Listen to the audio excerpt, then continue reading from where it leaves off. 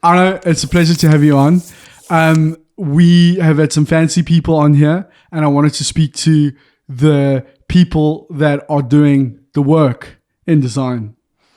The clay modelers are often deemed as the unsung heroes of design. And I was very interested to get your, find out a bit more about your journey as a clay modeler. Cool for me, yeah. How did you get into becoming a clay modeler? Sort of as my generation, obviously by chance. When I stopped school, I just had one thing clear, that I didn't want to continue going to university doing like theoretical stuff. But I hadn't any other clear idea. So after then also letting time pass with military bullshit, which I had to do anyway, my 15 months, and looking around, I found this porcelain school in Bavaria. But I knew I wanted to do something manual.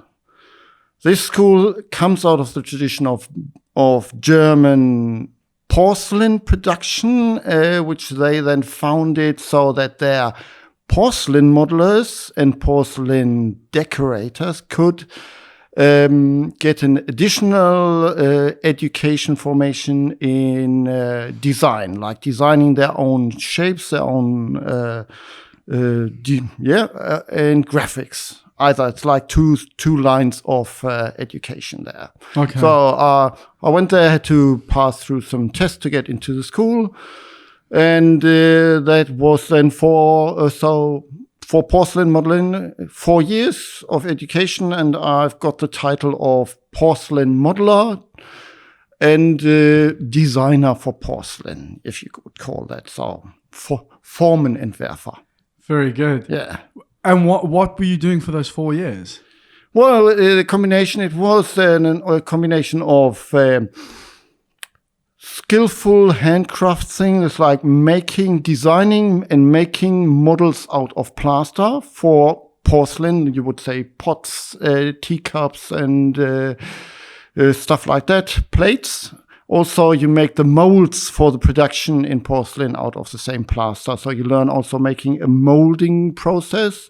And the other half of that of the education was, apart from a bit of theory, was very like art oriented, like sketching, graphics, calligraphy, stuff like that. Okay. Quite a lot of it. Loved it.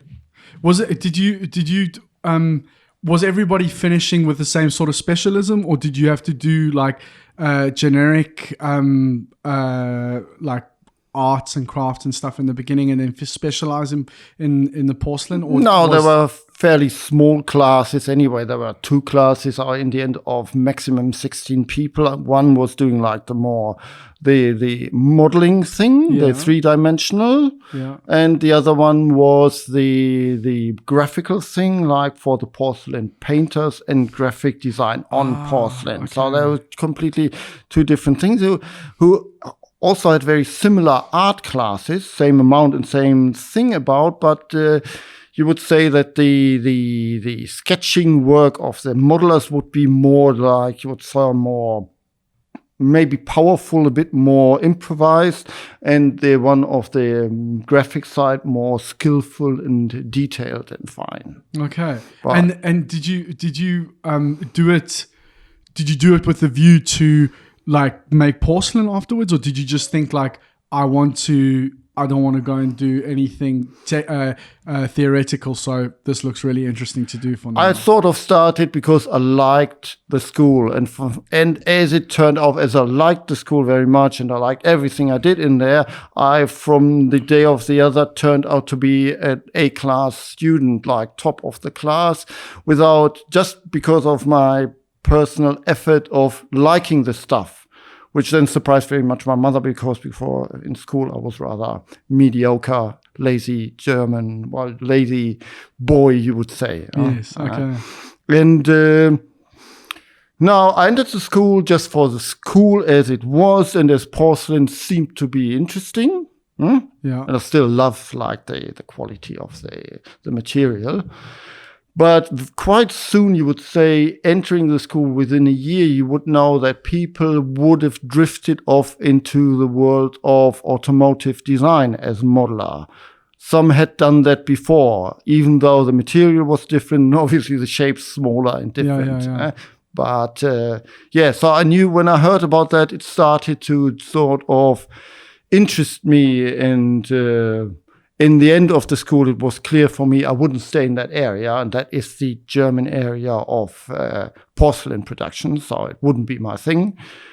And so I approached the part of a few car companies I could approach with my CV, and took the jump into clay modeling.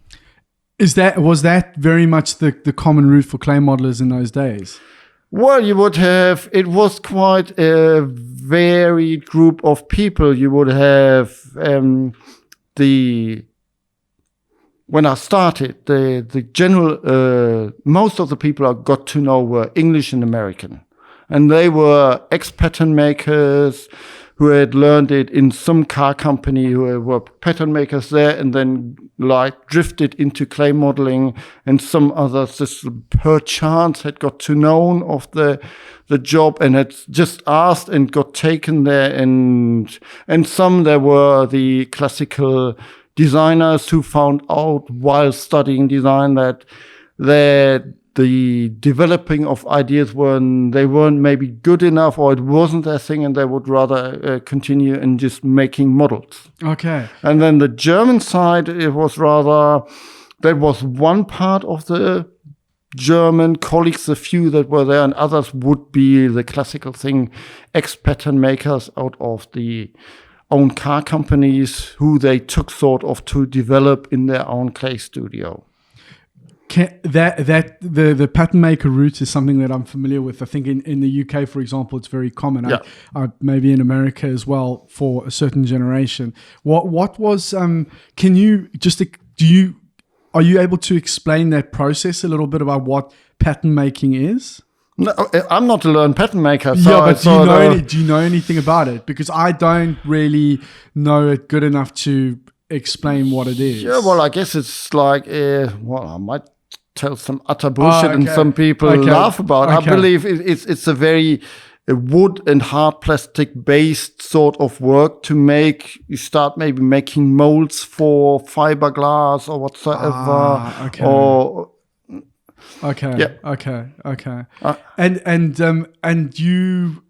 So then by the time you had finished, I mean, even before that, the trajectory was quite clear that you were going to go into automotive. It was clear to me to not stay in porcelain in northeastern Bavaria, yes. Which meant I had to just there's no other area to really get into porcelain modeling and designing. I could have gone into as a modeler with an industrial designer. Some have done so, or try to continue, or just continue studying industrial design. Okay. That sort of intrigued me for a moment, but then I did want to start working. Okay. So. And did you? How many people were in your class at that roughly? Our class in the end was 12 people. Okay. And did everybody go into automotive? No. I think only 3. Okay. What's quite interesting for me is when I finally got into the business was seeing how much you guys do. I mean, around it's not just that you slick in clay. No. You guys, there's a lot involved. I mean, what would you say your average day would normally look like? Well, that is not really your average day. It would sort of, plus also it depends on what period of my working life you refer, because in the old days, I mean, I did start clay modeling in 1990. Okay. And nowadays process is utterly different. Okay. On your normal day on a project, you would have your existing project already, because like nowadays you do not build up your design from scratch in clay. There's always first a digital process, and then the model gets milled, be it interior or exterior. So you have really you have quite a visual idea of what they want, even if they start doubting it once they see it. But you have really something to really work in. You don't have to develop the big, huge surfaces and lines. They are basically there and are there to be changed. Okay. And so you finished school or college, and you get your first job. Like, what are you go in there, and they very much on the pretense that you are a graduate, for lack of a better term, and that you actually come from this different discipline. And is there like a transition period that you're given to? Yeah, I mean, it's obvious. I mean, that school I went to nowadays, like the last years and years, has developed a lot into clay modeling for the modeling part anyway. Okay. So the people coming out from there now have touched clay. They've done quarter scale models. They even now can touch for a short while a full scale model. So they know the material, they know the techniques, they know the tools, stuff I didn't know. Okay. I got into there, it's like, yeah, this is the material, this is what you can do with it. So you haven't got any slicks. Well, you better go to the tool market, buy some saws and cut them flex them into shape, and that would be my first slicks and stuff like that. Wow. And you would sort of bit by build up your tool set, because there weren't that many companies to order anyway. So I was a bit more just like getting into, and you would have your English contractors there with their fabulous tools kit, and they say, let you have a look into there and sort of, yeah, well, this is all sort of interesting, but you really need this and this and this and this to start with. And then you would, luckily they were all helpful and nice guys and funny to work with. So in general, it's like, yeah, you have to learn it anyway. As I said, now from the school, people know about clay. But to be into this, experience means a lot. Talent means a lot, but experience is also to watch people who know it, how they do it, how they approach, how they talk to the designer. Communication is a big, big thing in this whole business. Was there like an old boy that kind of took you under their wing and said, various. You would say I was first, had this, you would say, semi-superstar clay modeler there who was helpful and would give me with the small jobs I got to give me some hints how to do it. And then I got sort of contracted in my first or second year away into Opel for half a year, and there were one or two older guys who even one of them gave me some of his old slicks. Thank you very much, which was cool. It's it was utterly helpful. You would it was very difficult to get to all this stuff. And it was there was a chance before we were in this work shed for a smaller company working for a big brand. And then I got contracted into their design studio, and suddenly the workflow, the rhythm was so relaxed, because in-house, it's they thought of it was more a slower approach, not that much pressure, get this ready in whatever condition, because we have to show it. I think clay modeling is one of the things that I have to say enticed me into the business. I mean, yes, I, like many of the people that get into this business, were drawing cars for the longest time and wanted to be a designer. But I was also just as much, if not more so, just infatuated with this clay process. But there was no information available. There was it was like this other world. And I think there were like a few pictures of the internet, but I was in art college and I went to the ceramics person. I was like, "What is this clay?" And she was like, "I don't know." You know, it was a fascinating world to me, and it just, in some respects, you know, they talk. It's maybe not what it was 20 years ago, but you know, they talk about, like, you know, design being the dream job, but I think in many respects, like, you know, in the right environment and the right projects, I mean, clay modeling can very much be the dream job, you know? Would you not think?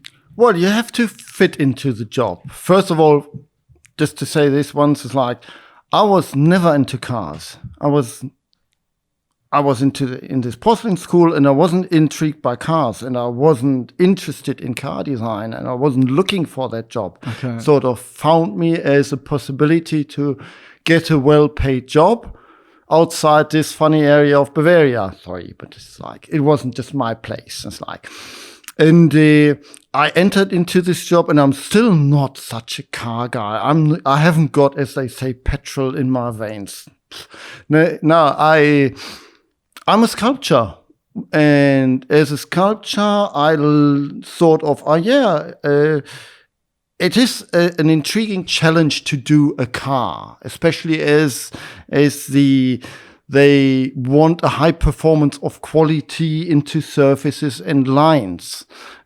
So it's sort of, and it's a teamwork together, and you do this together with the designer and in your team.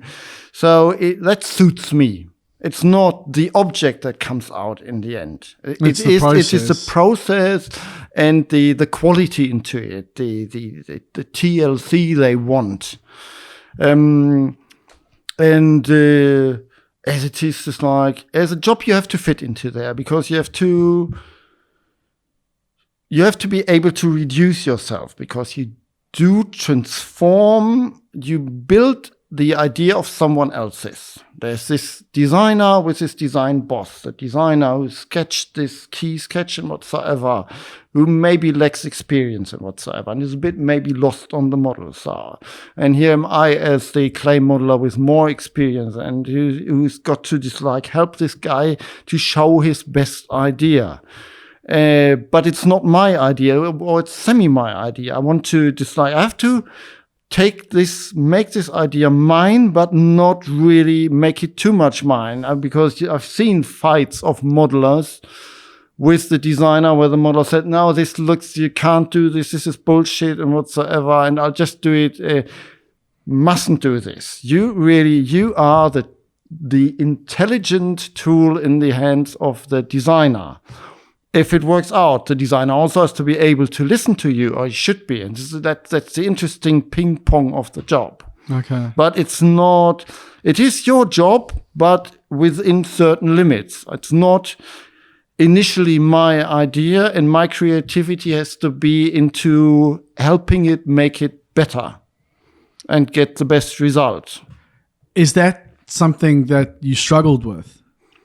Not very much. I found myself fairly clear. I came just like, I already could see in the porcelain school that there were people in their initial creativity better than me. Yes. Far better. It's yes. like, I envied these people. Yes. I was precise. I was getting top grades and whatsoever for most of it.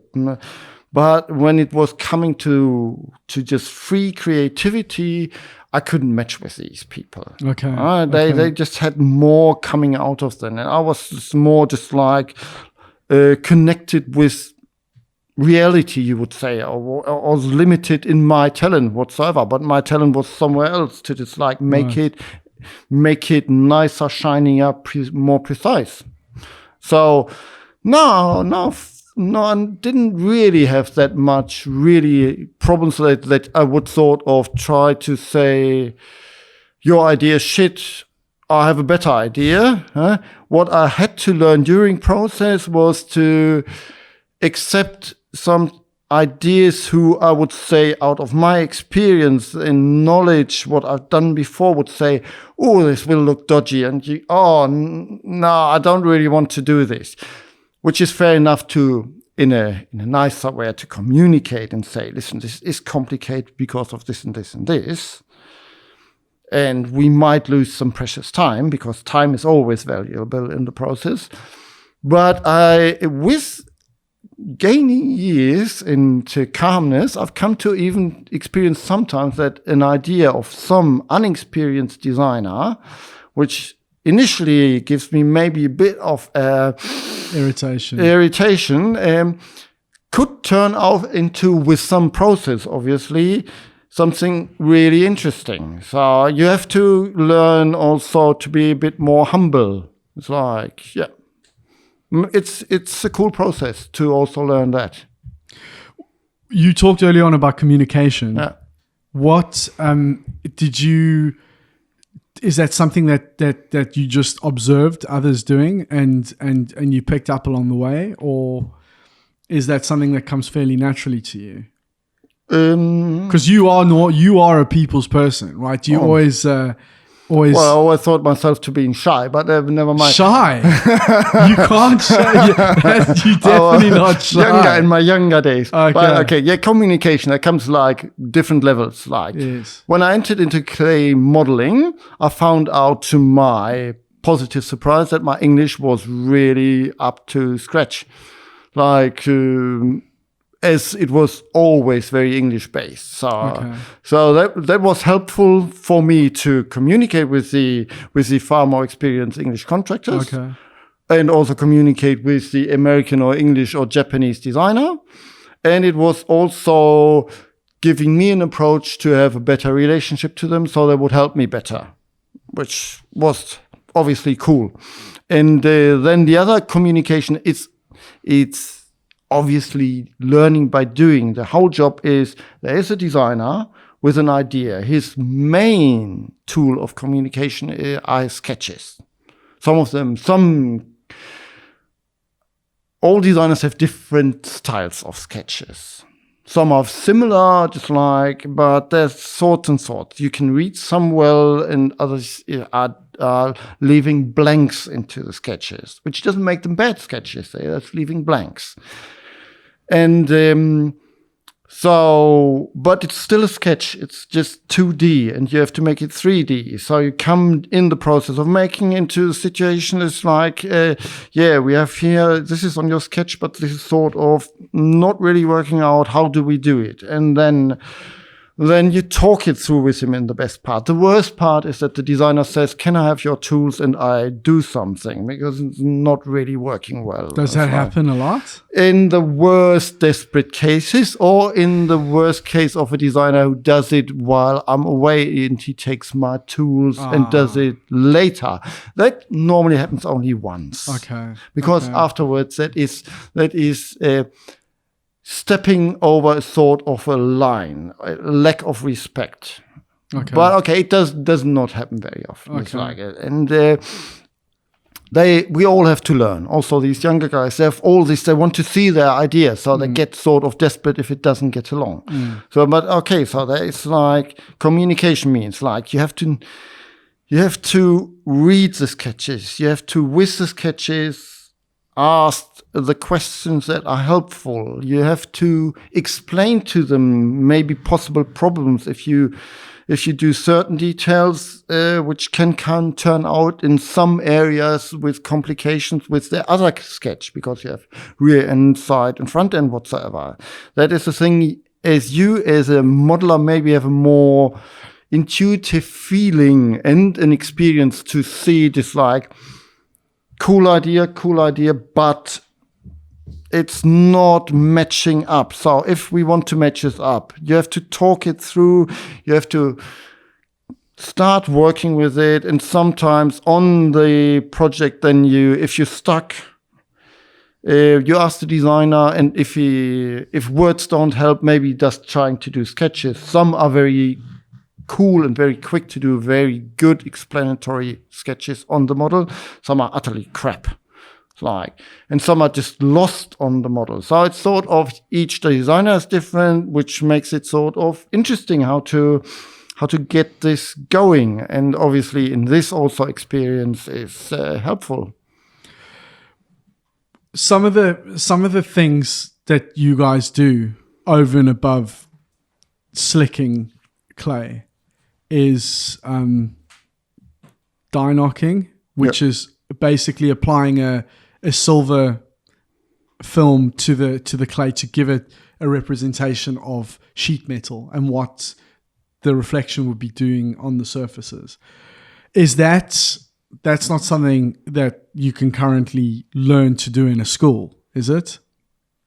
Well, it's sort of, if you have reasonably skillful hands and you got the material, which isn't cheap, it is in a very basic manner fairly easy to learn. I mean, the die knock film is very impressive in what you can, how it adapts to a surface. If you just stretch it on there and you got your plastic slick, you slick it on and whatsoever. Sorry to interrupt. What exactly is it made of? Well, don't know. It's Japanese. Okay. It's a plastic sort of quite a bendable film. Okay. Very, very thin. Okay. Very, very thin. And you just stretch it.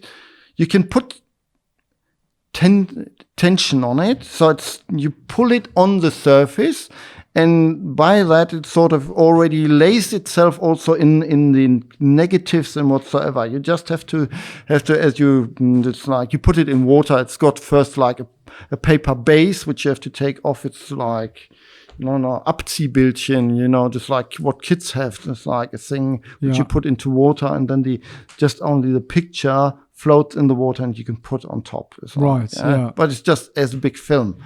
And then you have to like slick out the water. So it's just by adherence, it's laying on the surface.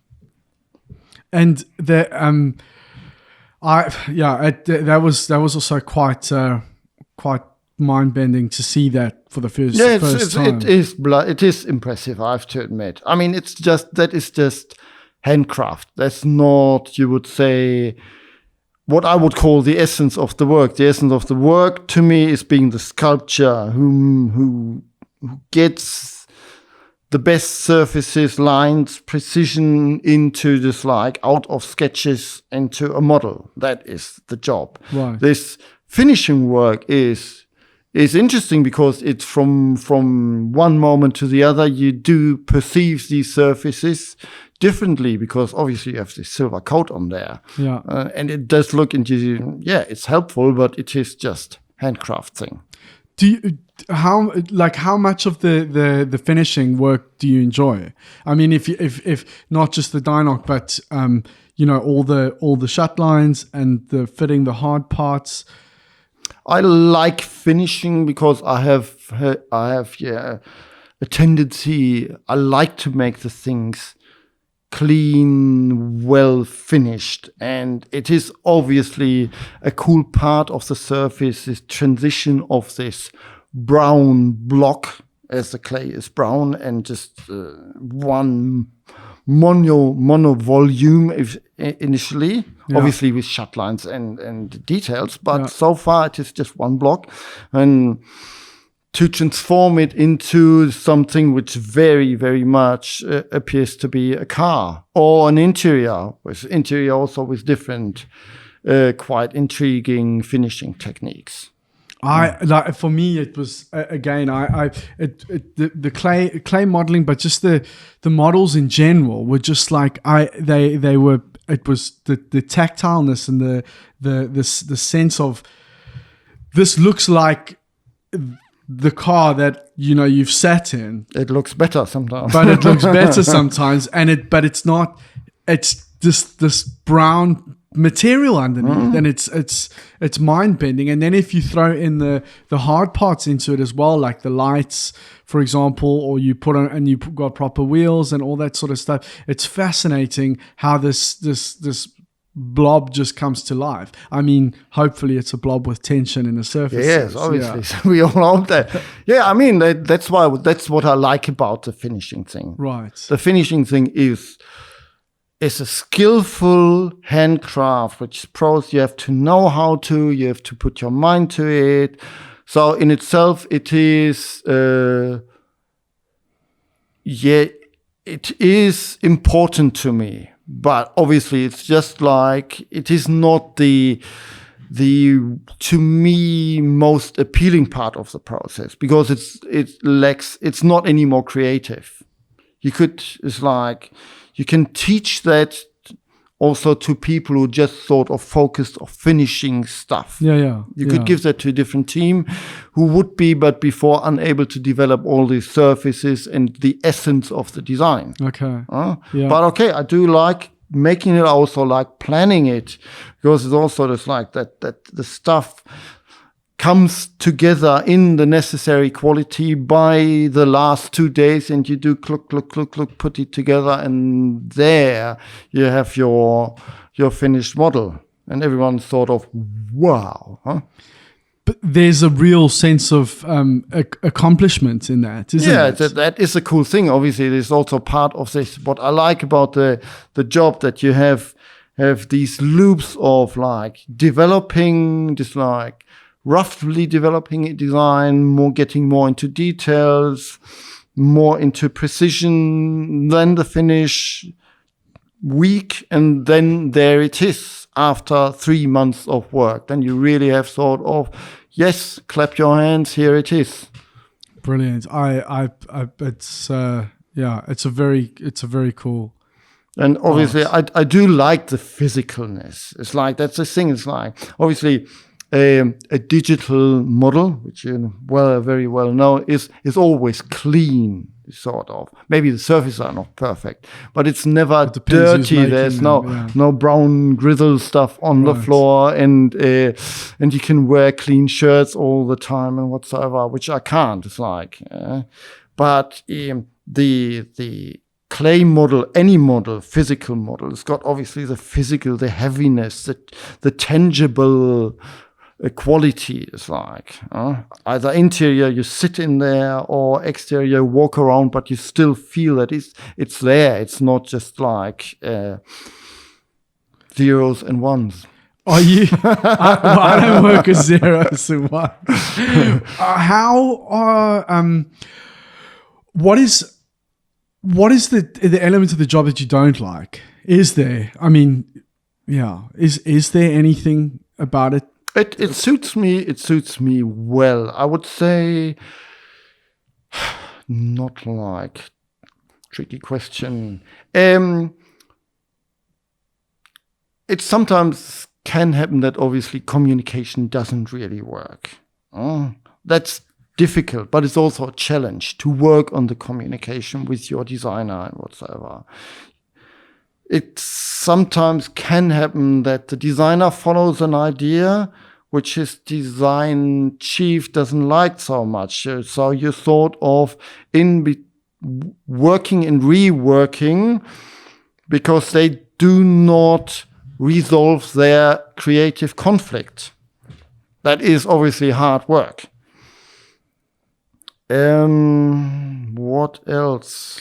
There's obviously a complicated dynamic there, because essentially in the example that you've just used now, which, you know, it doesn't always happen, but it can happen from time to time, that you are you being led along this path that you are being told to do, but you kind of know that not only is it not working, but you're almost doing it for nothing, because it's not, you know, that the level above that. Well, you just obviously observe, because you are yourself, that resources, which is your work, are in a way a bit burned. Okay. Because you sort of, instead of where you sort of get the feeling, just sit together, talk, and if you are the designer and he's your boss, listen to him, and because it is the way of the world. And if you are the boss and he's your designer and he doesn't do repetitively what you want, stay to your authority. Just take your responsibility to make the whole team work in a more defined process. Because it so often comes from avoiding. And then from situation like this, it can happen, which is not so nice, that you have not enough time to do the quality you want to do. Because obviously as a modeler, the quality of surfaces, lines, precision, finish is my interest, because it's also a bit my signature on the model. Yeah, you take ownership of that very much. Yeah. Have to. Yes. I know, just out of for somebody that doesn't know anything about the process, how long, like if you get, so you've explained earlier on that nowadays you basically get a rough cut of the volume, and if there isn't an overcomplicated multiple session of loops, how long would it generally take to get that to a stage of dressing up? And that's kind of a two-part question. And how many people would it require normally? Well, the people thing is reasonably easy. You would say for an exterior would put 4 people on there, each side, one to the front, one to the rear. Okay. Interior, at best similar. Then you would have one on the dashboard, one on each door, which is a bit luxury. Normally one takes 2 doors, and then center console thing. Okay. The other thing is a bit more complex, because it depends on the status, on what level of performance you present, which means the quality of the hard parts. Will they just be 3D printed and just with a basic color code on there? Or do we want milled alloy parts, which would be really upper class level of the thing? So there's different levels of models. Yeah, it's like the further the model approaches basically design decisions, there's always a round of competition between different design approaches. And the first design approaches, by sense, would not require a total upper class finish. They would a finish as good to show the idea well. So you would sort of say most of it is in clay, and maybe some hard parts in a good paint finish. The further you continue, then the presentation level in between, where you throw out, maybe go down to 2 or just 3 designs to continue, you would have a higher amount of 3D hard parts, like a lot more switches, buttons, and whatsoever. And then at the latest, depending on what type of model you show, if you want to really show just like a luxury car thing, then maybe there's also part of the quality they want to show the best possible finish on metal frames, and that is then that you have true alloy, which is milled out of big blocks and then sandbrushed or polished and whatsoever. Okay. Set into all these 3D printed parts and whatsoever. Okay. And that is logistically the problem, because like to make these parts, you have to be clean with the surroundings. You have to say, this is the hole where it will come into.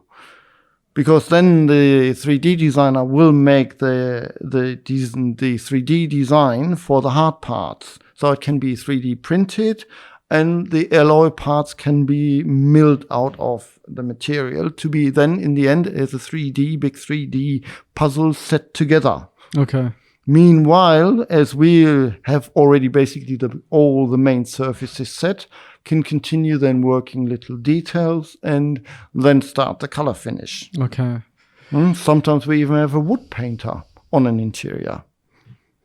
On an interior, yes, that's true. Yeah, which is basically like also like a kind of a film, right? Or you see somebody that's actually painting. He is faking wood structure, a wood which they want to show. Wow, cool. And this person, for example, what's his normal job? He comes from restoring Baroque churches and whatsoever, because it's a very like antique technique where they did already fake wood parts and fake marble parts in all these churches. Okay. Yeah. So I know if we go back to dressing up clay, for example, you've got, as you've said, there's different levels, and just everywhere is obviously different. But normally, if you would say you were going to dress up like at the first stage of design, where they're basically going through like early theme selection, you've got a rough model, and you probably slick that over, dynock it, and maybe no hard parts. Maybe it's just like black graphics for the headlamps and the DLO glass, whatever the case is. In a situation like that, how long? What sort of timescale are you looking at? I mean, if you didn't have outrageous amounts of changes and the whole situation was fairly straightforward, and you had your 4 people. Yeah, well, I would sort of give it 1.5, 2 months to give the designer and the sort of the model itself time to ripen, to work out, to develop details and whatsoever. Okay, but if that sort of timescale, you talking about doing design loops in that period? Yeah, well, it's not really design; it's styling loops. Like design, I would, when you question basically the whole design idea and say like, what the initial idea is not working. Let's think about a different approach. Okay. That does happen. It's also then you have to rush in a new, due to then hand sketches and whatsoever, rush in new surfaces. Okay. Yeah, there is the surfaces you have and the lines you work them on the model, just like lift it up here a bit, lower it, straighten it, the surfaces in between, try different solutions, then make maybe a dynock presentation in between just for yourself to get the better impression how it works.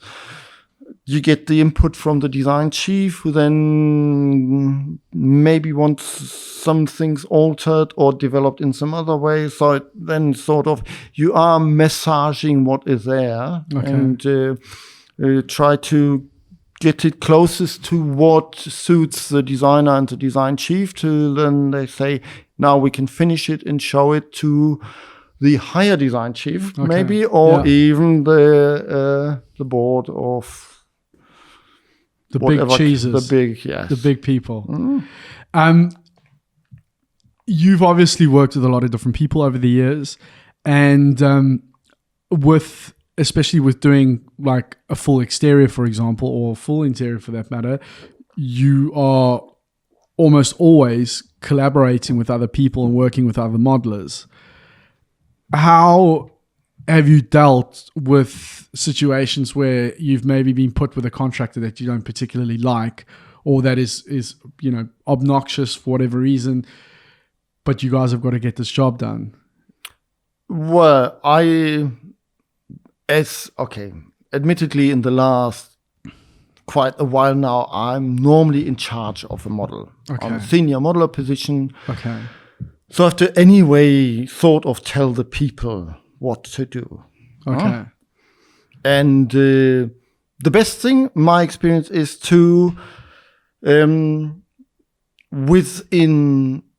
roughly inform, to really try to inform the whole team about how the approach is, and to each and every one where I see he is not really going into the direction where I feel comfortable with, then I do straight away tell that as polite as I can, but you cannot really disguise professional criticism as not being criticism. So you might as well just like say it straight away in clean professional words and say, I'd rather want you to this and this and this, and fine. And then the question is that okay for you? And then if that's nodded off, that is fine. I only once or twice had a situation where I had to take someone off to the cafeteria and have a bit of a clearer talk. Okay, all right. Yeah. Which you also have to do. I mean, if I accept you grow into that. But if you accept the position of running a project, then this is basically your main job. You also do your modeling by and by in between. Yes. But you have to guide this together. You have to get this thing to the final point in the best possible quality. So you also have to accept that you have to maybe the ass of the situation, the guy who gets in there and say, no, this is not good enough for what we want here. Okay. That's like, and this is also part, if you are paid for being a clay modeler and you are on the job, then you have to accept being guided by someone. The designer does it anyway, but he doesn't see what I see. Okay. Okay. I know there's a lot of discussion about the future of clay, and I wanted to know what your thoughts are of where things are going. Yeah, well, it's sort of tricky. It's like it appears to be obviously a strong interest, and that the designer can develop his model with a computer by himself to as far as a stage as possible. It sounds a cool idea. So you have the creative person who does his own model. Personally, to me, it is not so clever, because the essentially creative person loses a lot of time in learning how to deal with the CAD tool, in making this model, which is not that much of a creative process anymore. And he's doing that on a very low experience base. And it's an indirect experience base, which is hard to improve, because like you do your CAD model, but until it's not milled and there to walk around, but then it's a complete model, you are not seeing really what you're doing. It's still always on the screen, something digital. So it seems to be a perfect solution, but it's got all these. In the end, it's sort of there's a lot of time lost by a person, by designers who should be more thinking about cool ideas, how different ideas, more varieties of ideas, who then sit down and try to work something in a tool where some of them feel comfortable. I've seen that, perfect combination, yes, but some are struggling and the results are not always convincing. And but it takes time, and time is an important issue in the process. Okay. And the clay model is dirty, and it's not so precise as CAD modeling, obviously, but it's straight there, it's tangible, and it's teaching you. And if you got a clay modeler there with experience, you got this idea ping pong you talk about, you work the model, and each of them can teach the other also how to develop these things. This process of learning on the model is sort of taking out of now this clean digital process. And I find that newer car designs in general tend to be a bit more just like very loud. They are louder, and they're sort of not, they are lacking a bit of quality, and it's hard to grab, but the craftsmanship of it, or the it's how emotion in the surface, or well, sometimes there's too much emotion. It's a bit it's comic-y. Okay. It's getting comic-y. Okay. Plus also they seem to be that if you with a lot of cars, often too enough, you would take the badge away and you can't identify the brand, which is really I find myself tricky. And obviously, I as a clay modeler, I still believe that true refined surfaces, especially in transition areas, It's like a window surface, CAD can do a lot quicker and cleaner, obviously. Yeah. But it's like tensed line surfaces going around corners and whatsoever, transition areas and whatsoever, you can develop so much more intuitively on a true model. Right. And there then a good modeling team can so much help develop that. Right. To get it on a higher surface, a higher level. Right. But we've obviously seen a lot less, sadly, in my opinion, a lot less clay modeling in recent times. Do you think, if you were starting out today, knowing what you know now, would you feel comfortable becoming a clay modeler today? Oh. It depending probably a bit on the company and the chief designer and whatsoever. It is still an interesting environment where you would say you are always in an international team, you are always team working, and you are learning special skills and whatsoever. So it is in its own way, I think, still attractive. But I would wish that they would work the process a bit more, that again, a bigger part of the creative process, where I really see the advantage of the clay model, the advantage to the designer to develop his ideas, his feeling for the idea would be structured so that it would be more creativity work, the initial finding idea work more together with clay than nowadays. Yes, right. Okay. Anno, I think I've raped you for all the information that I can.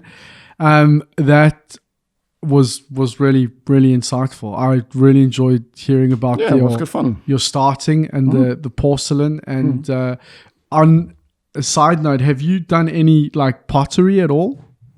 Only just like classical German VHS classes. I mean, I did obviously very precise and beautiful things, but no, I haven't learned pottery as it's like the true arts and craft thing. Okay, but is for a bit of fun though. You've done that. I mean that the pottery clay working is to me a truly creative material. Yes. You touch it and the earthly quality and whatsoever, it sort of makes something happen, whereas this like the clay, this plastilene clay on car clay modeling is such an industrial artificial substance that's sort of more working for the surfaces we need. It's like, but it's not, you would say, free creativity. Okay, awesome.